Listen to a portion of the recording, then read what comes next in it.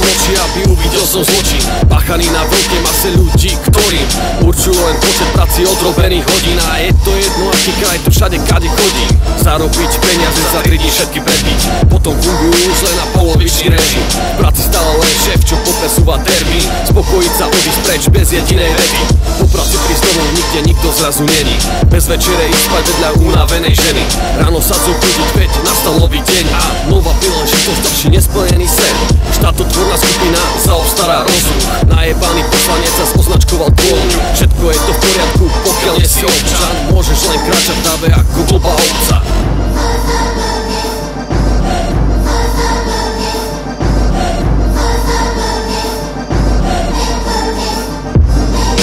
Vytvoria si programy s polopravných slibov, mohol si vidieť, ako vás ojebali s výdom. Potom všetci najmudrejší ostávajú ticho, bohužiaľ program zlyhal niekde medzi ľudom. A všade sa kradne, tak aj v našom štáte.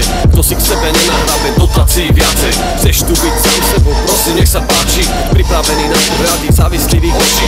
Rozvojové kampane a besedy o drogách majú zničiť násilie na všetkých stredných školách. Neviem, či to myslia oni dostatočne vážne, že heslo miesto drogy loptu to dokáže. Zase nás majú tam, kde nás chceli mať. Dokedy sa chceš k tomu prispôsobovať? Ja už som si vybral tú svoju cestu kade, aj keď budem kráčať po príliš tenkom ľade.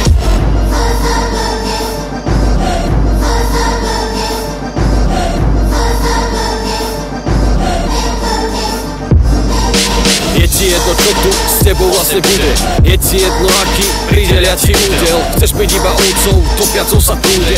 Piči, stavaj sám si, riadiš svoj životný príbeh. Prečo myslíš, že sleduje ťa kamerový systém? Prečo sú zákony na teba tak prísne? Prečo pri požiadavke rozfúknú aj listie? Počul si tie klamstvá o finančnej kríze. Z jednej strany pracuješ, druhej na charitu prispej. Prečo neprispejú tí, čo sedia pri kolíte? Príspevky končia i tak niekde inde. V lete si panko spraví exotický výlet. Chceš mi tvrdiť, že u nás to takto vôbec není? Ukáž mi, kde sú tie dlho sľubované zmeny. Nič sa nestane, ak tu budú vládnuť hyeny. Prosím, zvyšte si pred nimi svoj morálny kredit.